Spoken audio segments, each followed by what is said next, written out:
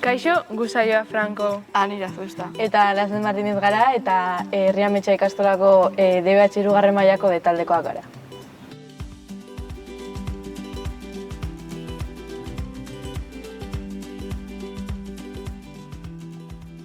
Euskera ikastolatik eta ikastola kanpotik zabaltzeko eta gehiago entzuteko eta erabiltzeko, porque ez delako ia ezen entzuten ikastolan bat zabaltzeko.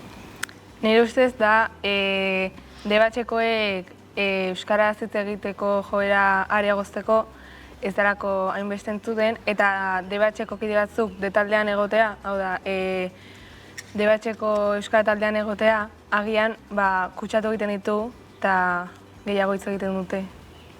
Hori da, adibidez, txikiekin egin ditugun ekintzak, adibidez gu hasten gara txiki euskaraz hitz egiten eta azkenean beraiek ere hasten dira hitz egiten eta gutxinaka guztiak hasten gara hitz egiten eta horrela txikitatik hasten direnez hitz egiten euskeraz, horrela ia handitan geroz eta gehiago hitz egiten da euskera. Bai, txikiak normalean handiei kopiatzen diete, orduan euskara entzuten badute, beraiek ere hitz egingo dute.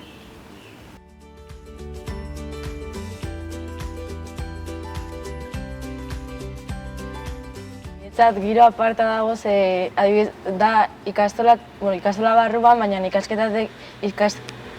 ikasketetatik kanpo egiten den ekintza bat, eta orduan da niretzat da deskantxo moduko bat, isialdean egiten diren ekintza, gainera euskeraz eginez eta ondo pasatzen da. Batzutan bai dela pixka bat desatsegina bihurtzen da txikiekin, kosta egiten delako batzutan beraiek ere euskaraz egitea, baina azkenean beraiek ere egiterakoan giro aparta egoten da. Eta oso ondo moldatzen ja umeekin, orduan hori laguntzen du eta oso ondo pasatzen dugu.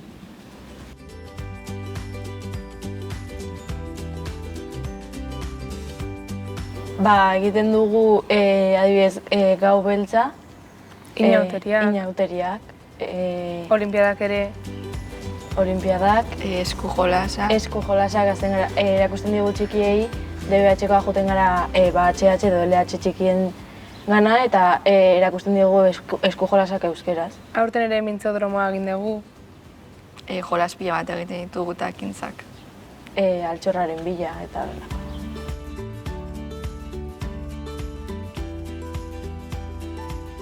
Ikastola guztiak parte hartu dezake, maisuak, LH-ko umeek, DBH-koak eta guazeneko musikak hautatzen ditugu eta gero beraik pote batean daudenean hartzen dituzte.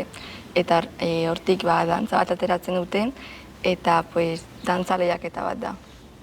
Dantza eta baita ere abesteko egin daiteke eta gero irabazleak sari bat eukitzen du.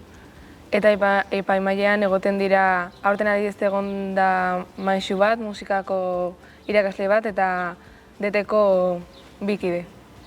Eta egiten dira fase modukoa, aurten adibidez apuntatu dira uste eta 17 talde ikastola osoan eta orduan egiten dira zatiak. Eta finala izaten da ikastolako festan, ere egiten dituzte epaiak dira D-taldeko kide batzuk eta gurasoren bat eta horrela eta egiten dute hor dantza guraso irakusteko eta denak euskaraz hitz egiteko. Eta puntuatzen da batez ere dantzan, abestia euskaratza, baina beraien artean ere prestatzerako entare guztia euskaraz hitz egitea. Bestela horrek puntu asko jaisten ditu. Horrela bultzatzen diegu euskaraz hitz egitea.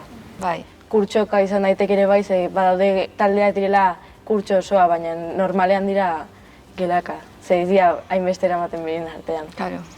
Datorren urtera begira, ekintza batzuk gustatuko litzaiguke egitea.